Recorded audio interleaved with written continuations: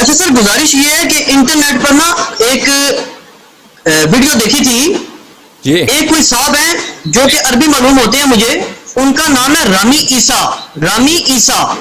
جی جی جی تو ان کی سر ایک ویڈیو ہے جس میں انہوں نے کئی شیعہ عالم دین ہے حمزہ العمارہ میں نہیں جانتا کہ کیا قرآن مجید فرقان حمید میں 12 ائمہ کرام اہل بیت علیہ السلام کو قرآن و حدیث کی تبلیغ کا اور اس کو یاد رکھنے کا، محفوظ کرنے کا، آگے انسانوں تک پہنچانے کا کوئی حکم ہے؟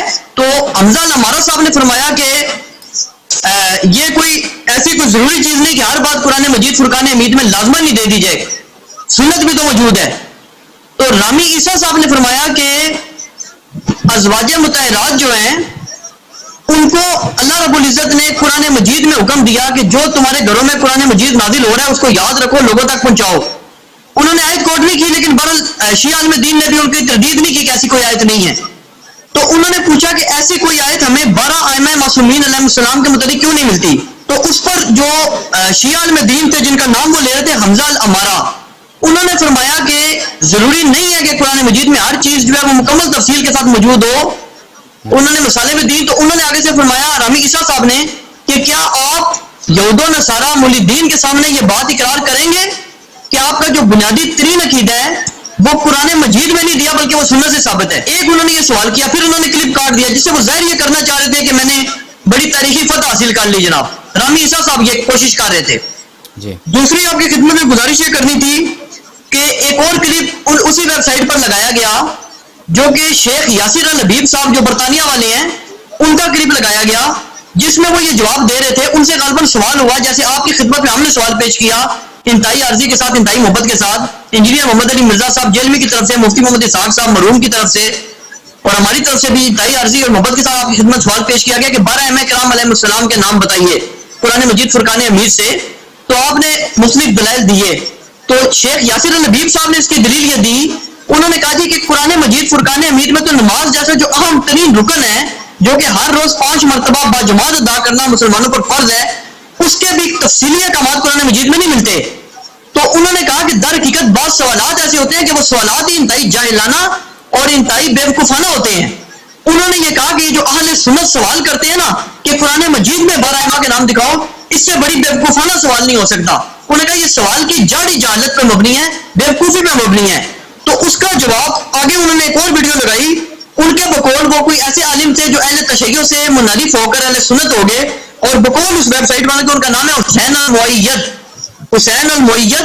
اور انہوں نے یہ کہا کہ نماز کی جو اصل ہے وہ قرآن مجید میں انتہائی وضاحت کے ساتھ ثابت ہے. انتہائی وضاحت کے ساتھ نماز کی اصل قرآن مجید میں ثابت ہے، اور اس کے جو فروعی احکامات ہیں، جو اس کی تفاصیل ہیں، وہ احادیث صحیحہ و سنت سے ثابت ہیں.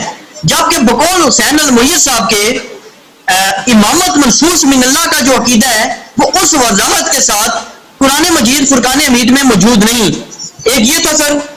ایک کلپ انہوں نے لگایا مرجع اعظم مناظر اعظم کمال الحیدری آیت اللہ العظمیٰ کا، ایران کے جو بہت بڑے مناظر ہیں. اس کلپ میں آیت اللہ العظمیٰ کمال الحیدری صاحب مرجع اعظم فرما رہے تھے کہ قرآن و سنت سے، صحیح حدیث سے امامت کا ثبوت نہیں ملتا. یہ کلپ میں وہ فرما رہے تھے. اب مجھے نہیں معلوم کیا ہے انہوں نے کلپ میں کٹنگ کی ہے یا نہیں کی. ایک اور جگہ پہ وہ فرما رہے تھے کہ امام مہدی علیہ السلام کی پیدائش پر بھی اگر صحیح احادیث اس طریقہ سے ڈھونڈنا شروع کیا جائے جیسے اہل حدیث اور بابی لوگ کرتے ہیں کہ رجال کی چھان پٹک اور بال کی کھال ادھیڑنا، تو ایسی بھی صحیح حدیث نہیں ملے گی. ایک سوال اور آپ کی خدمت میں پیش خدمت ہے کہ انجینئر محمد علی مرزا جیلمی صاحب اور مفتی محمد اسحاق صاحب رحمہ اللہ تعالیٰ اگرچہ یہ دونوں انتہا سے زیادہ اہل تشیع سے محبت رکھتے ہیں، ان پر سب سے بڑے تان کی وجہ بھی یہی ہے کہ یہ اہل تشیع سے بہت برادرانہ تعلقات رکھتے ہیں، بہت محبت رکھتے ہیں. اہل تشیع بھی ان سے بہت محبت رکھتے ہیں. لیکن یہ حضرات بھی ایک بات بڑی سختی سے کرتے ہیں جو کہ اہل سنت بریلوی مسلک کے عوام بھی بالخصوص وہی بات کرتے ہیں کہ یا علی مدد، یا رسول اللہ صلی اللہ علیہ وسلم مدد. بلکہ بریلوی حضرات تو یہ بھی کہتے ہیں یا غوث پاک مدد، یا شیخ عبد القادر جیلانی مدد، یا جنید بغدادی مدد. اس قسم کی بات بھی بریلوی حضرات کو کرتے ہیں. اس چیز کو یہ کہتے ہیں انجینئر محمد علی مرزا جیلمی صاحب، مفتی محمد اسحاق صاحب اور جو محدث زبیر زئی صاحب بھی تھے، جاوید احمد غامدی صاحب لبرل ترین اسکالر ہیں، وہ بھی یہ کہتے ہیں کہ اس چیز کی کس طرح جواز ہو سکتا ہے کہ اللہ کے علاوہ کسی کو ڈائریکٹ مدد کے لیے پکارا جائے، اور یہ تو استغاثہ، یہ توسل ہے ہی نہیں.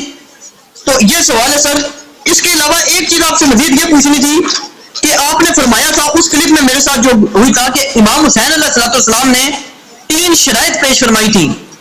اس میں آپ کی خدمت میں انتہائی ادب اور احترام سے گزارش کروں گا، آپ کو ایک واقعہ بتانا چاہوں گا کہ یہی بات جو آپ فرما رہے ہیں کہ 3 شرائط حضرت امام حسین علیہ السلام نے نعوذ باللہ من ذالک پیش فرمائی تھی، وہ یہ بات محدث زبیر علی زئی صاحب جو اہل حدیث بابی سلفی مسلک کے امام تھے برِ صغیر پاک و ہند میں، بہت بڑے مناظر تھے، انہوں نے بھی یہ بات اپنے رسالے معنامہ الحدیث میں لکھ دی تھی.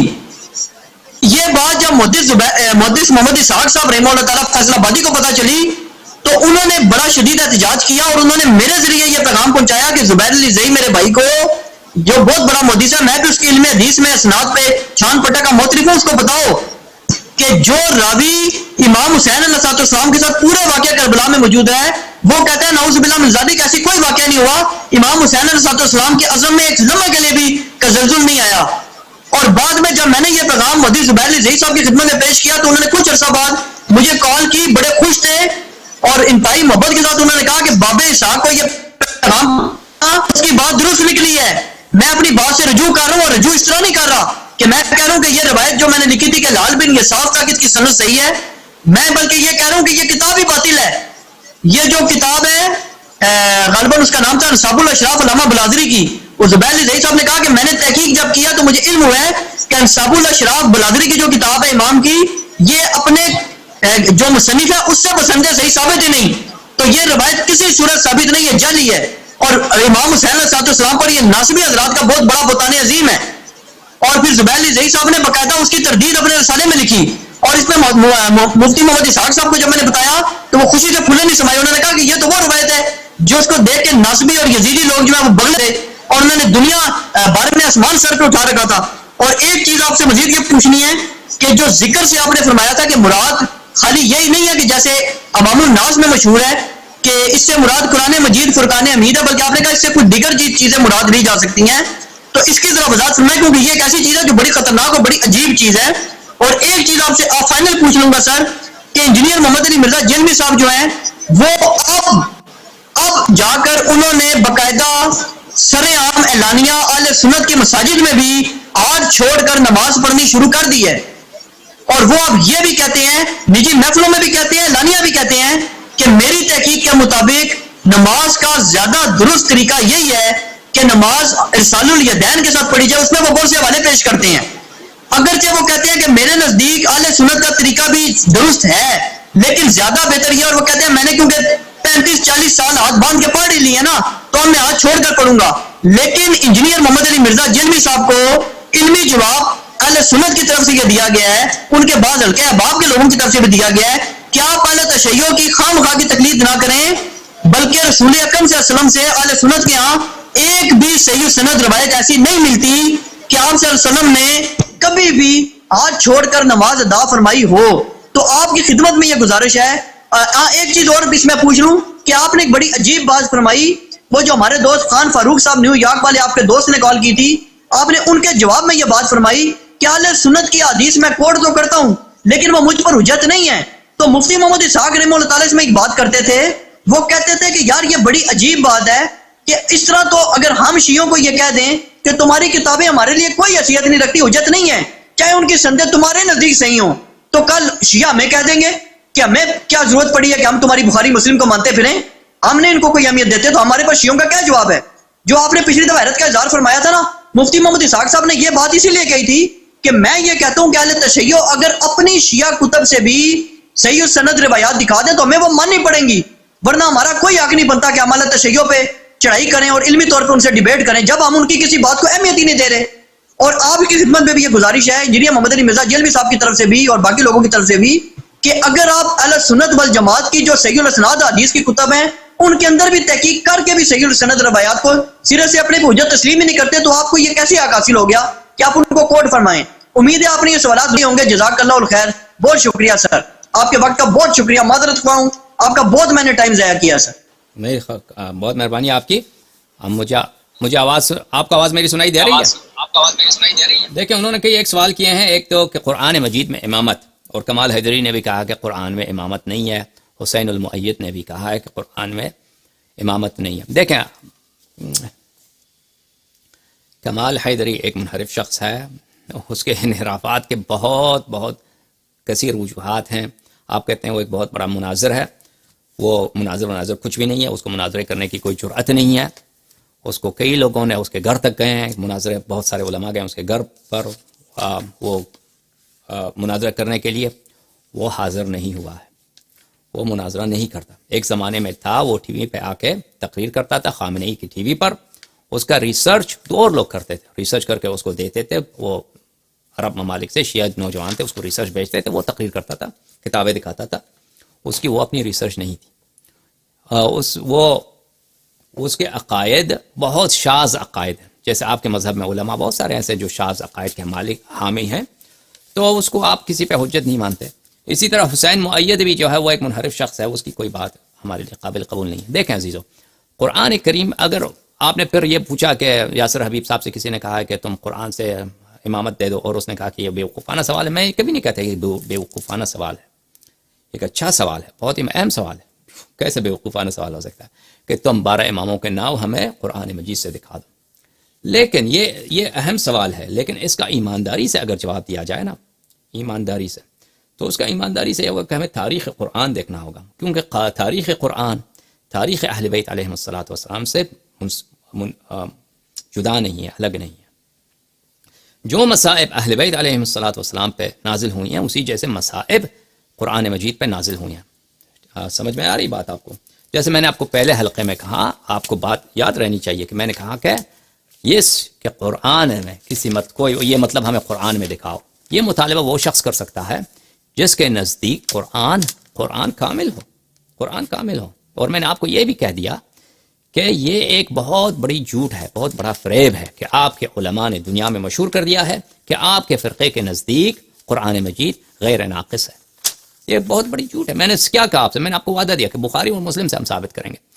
جس دن میرے عزیز، میں آپ کی خدمت میں عرض کروں گا، جس دن جماعت عمریہ کے علماء، بر صغیر پاک و ہند کے علماء ہوں یا سعودی عرب کے علماء ہوں یا مصر کے علماء ہوں، ہمارے سوالات کے جواب قرآن مجید کے حوالے سے، قرآن مجید کے کامل ہونے کے حوالے سے، جس دن وہ ہمارے جواب لے کے آئیں، اس دن ہم بہت ساری چیزوں کا جواب آپ کو مل جائے گا.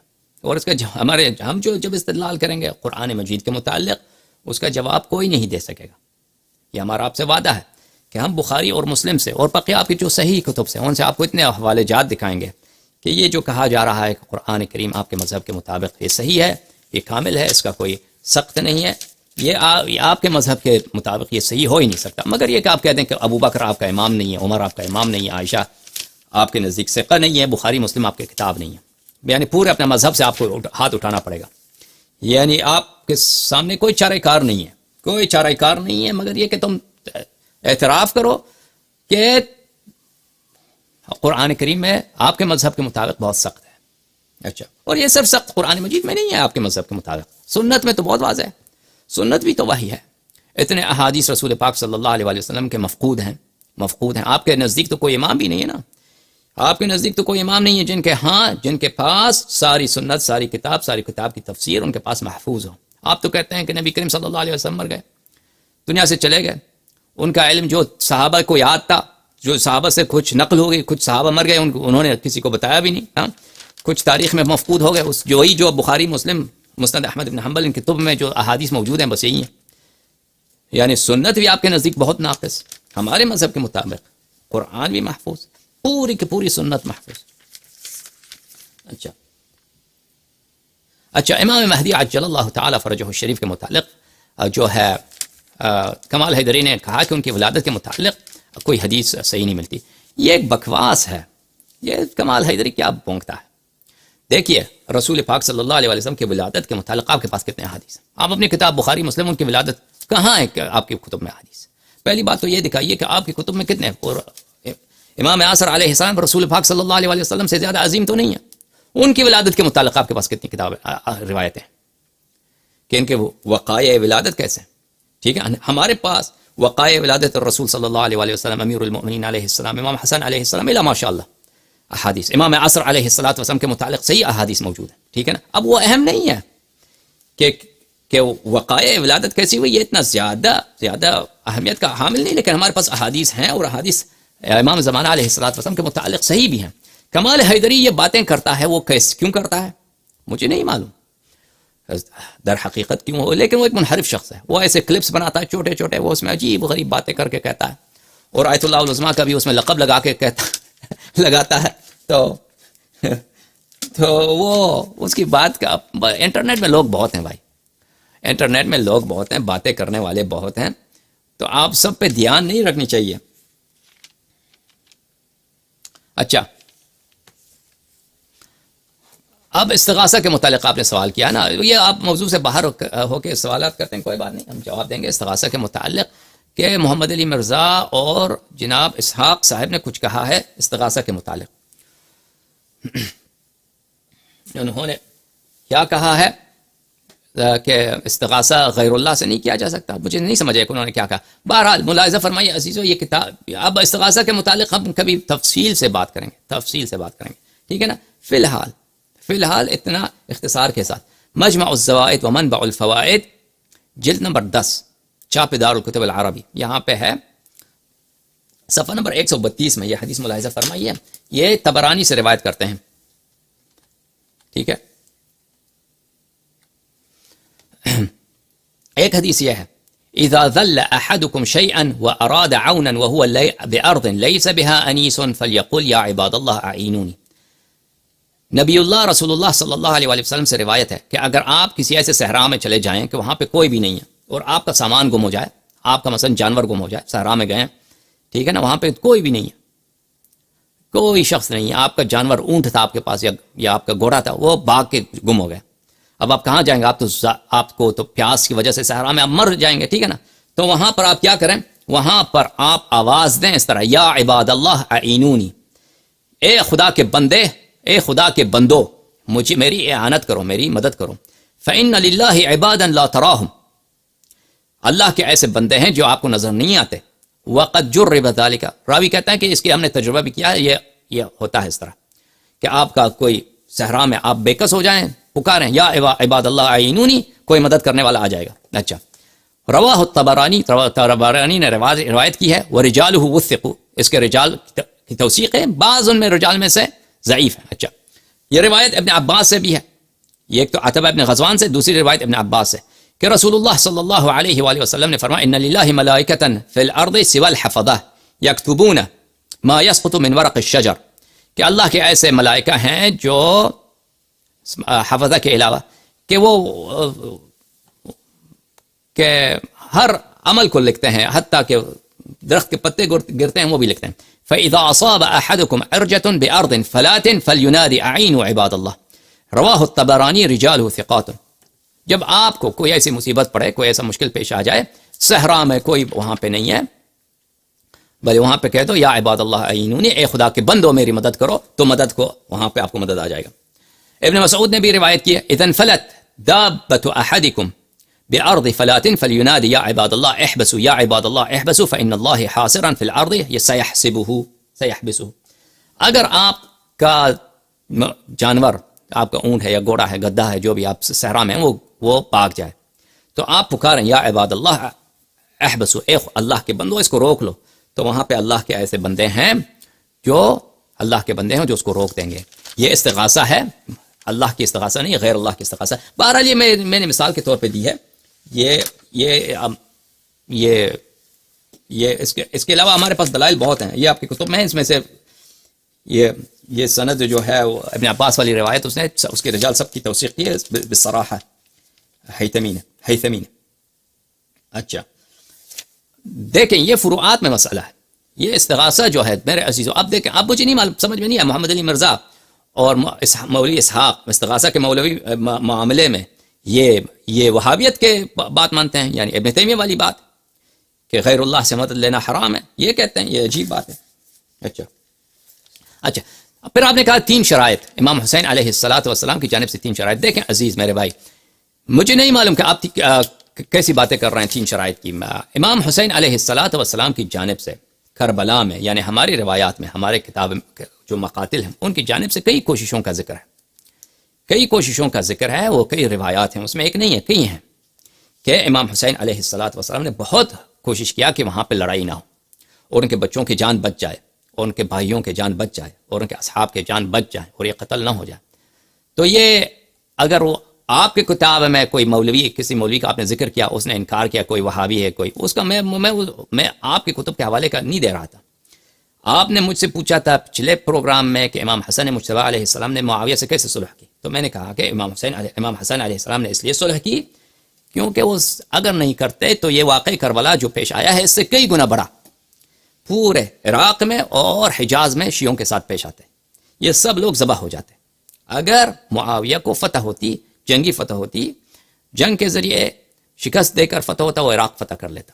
تو امام حسن علیہ السلام نے شیعوں کے جان بچانے کے لیے یہ انہوں نے خود بھی فرمایا کہ میں نے اپنے شیعوں کا جان بچایا، تو ان کو صلح کیا۔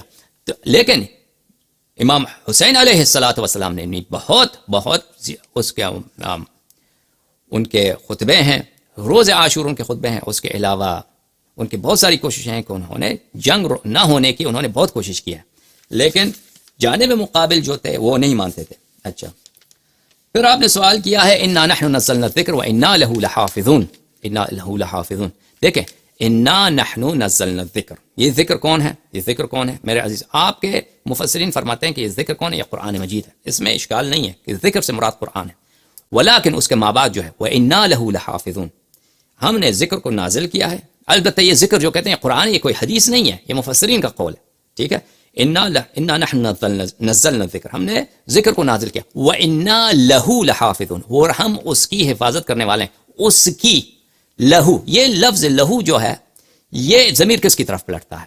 اس میں بہت سارے مفسرین کا فرمان یہ ہے کہ یہ پلٹتا ہے رسول کریم صلی اللہ علیہ وسلم کی جانب۔ ہم نے قرآن کو ظاہر نازل کیا ہے اور ہم کس کی حفاظت کرنے والے ہیں؟ رسول پاک صلی اللہ علیہ وسلم کی حفاظت کرنے والے ہیں، کہ اگر کفار ان کو مارنا چاہیں، ان کو مثلا قتل کرنا چاہیں، ان کو زخمی کرنا چاہیں، تو ہم ان کی حفاظت کرنے والے ہیں۔ میں نہیں کہتا یہ ایک اجماعی مسئلہ ہے، ان میں سے مثلا بہت بڑے مفسر ہے جماعت عمریہ کے ماوردی صاحب، ان کا یہ فرمان ہے وَإِنَّا لَهُ لَحَافِظُونَ، کہ یہ ان کے ہم حفظ کرنے والے ہیں۔ کون؟ ہم رسول پاک صلی اللہ علیہ وسلم کے حفظ کرنے والے ہیں۔ اور میں جہاں تک مجھے یاد پڑتا ہے طبری نے بھی اپنے تفسیر میں اس قول کا ذکر کیا ہے، اس قول کا ذکر کیا ہے، اس کو نسبت بھی دی ہے وہاں پہ، جو تابعین اور صحابہ نے، صحابہ میں سے شاید نہیں، تابعین کو نسبت کی ہے کہ ان میں سے بعد نے فرمایا ہے کہ لہو لحافظون، اس کا مطلب یہ ہے کہ نبی کریم صلی اللہ علیہ وسلم۔ اچھا،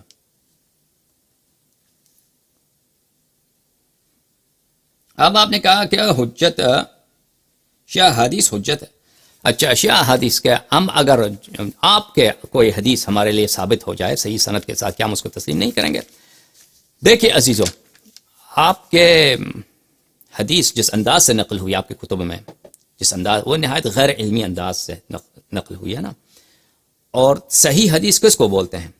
آپ صحت کو کیا بولتے ہیں؟ صحیح سے مراد صرف یہ ہے میرے عزیز، صحیح حدیث اور متواتر حدیث میں زمین آسمان کا فرق ہے۔ متواتر عزیز اس کو حدیث کو کہتے ہیں جس کے روات اتنے ہیں کہ وہ اس انسان کو یقین ہے کہ یہ حدیث واقعاً رسول پاک صلی اللہ علیہ وسلم نے فرمایا۔ تو صحیح حدیث سے مراد یہ نہیں ہے کہ وہ یقینی ہے، یقینی۔ صحیح حدیث سے مراد یہ ہے کہ اس حدیث کے رجال جو ہیں وہ سب ثقہ ہیں اور اس میں کوئی انقطاع نہیں ہے، اس میں کوئی انقطاع نہیں ہے۔ اور یہ توثیق بھی جو ہے، توثیق کون کرتا ہے؟ توثیق آپ ہی کے علماء کرتے ہیں، تو ان کی توثیق پر بھی ہمیں اعتبار نہیں۔ تو بہرحال آپ ہی کے فرقے کے علماء نے اس بات کی تصریح کی ہے کہ صحیح حدیث کا مطلب یہ نہیں ہے کہ یہ حدیث واقعاً رسول پاک صلی اللہ علیہ وسلم نے فرمایا۔ صحیح حدیث کا مطلب صرف یہی ہے کہ اس کے رجال سب ثقہ ہیں اور یہ کیا ہے، اور یہ اس میں کوئی انقطاع نہیں۔ ابھی میں آپ کو ان کے کچھ حوالے بھی دکھاؤں تو اگر مجھ سے ہو سکے میں تو آپ کو حوالے بھی دکھاتا ہوں کہ صحیح حدیث کے متعلق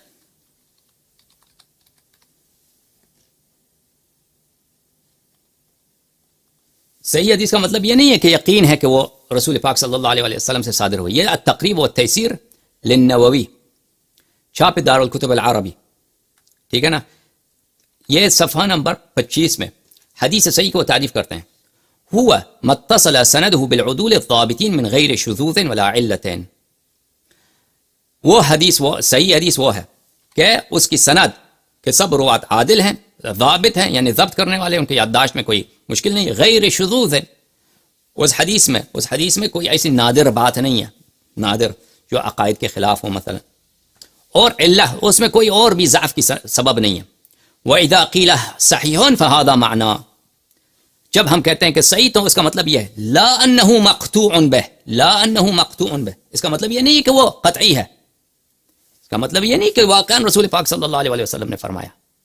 تو حدیث صحیح جو آپ کہتے ہیں یہ حدیث صحیح ہے، یاد رکھیے اس کا مطلب یہ نہیں ہے آپ لوگوں کے مذہب کے مطابق بات کہہ رہا ہوں کہ آپ کے مذہب میں یہ ہے کہ حدیث صحیح کا مطلب یہ ہے کہ نہیں کہ یہ واقعا رسول پاک صلی اللہ علیہ وسلم نے فرمایا ہے. ہو سکتا ہے کہ حدیث صحیح ہے، یعنی اس کے سب رجال ثقات ہیں، لیکن وہ قطعی نہ ہو. اکثر حدیث صحیح میں یہی ہوتا ہے. ٹھیک ہے، یہ سیوطی کی شرح ہے، اسی تقریب نووی کی سیوطی کی شرح ہے.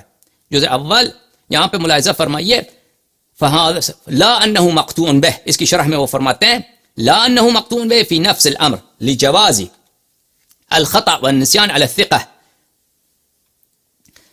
بھلے ہاں کہتے ہیں کہ صحیح حدیث قطعی نہیں ہوتی، یقینی نہیں ہوتی. کیوں؟ کیونکہ ثقہ کیا کرتا ہے، ثقہ خطا بھی کر سکتا ہے، اس کو بھول بھی ہو سکتا ہے، فراموشی بھی ہو سکتا ہے اس کو.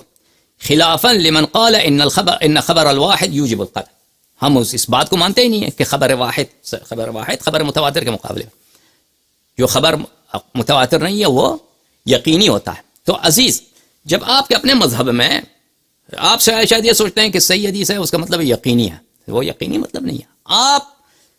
آپ کے علماء نے بعض رجال کی توثیق کی ہے. آپ کے علماء ہمارے نزدیک یہ اکثر فاسد العقیدہ علماء، فاسد العمل علماء تھے.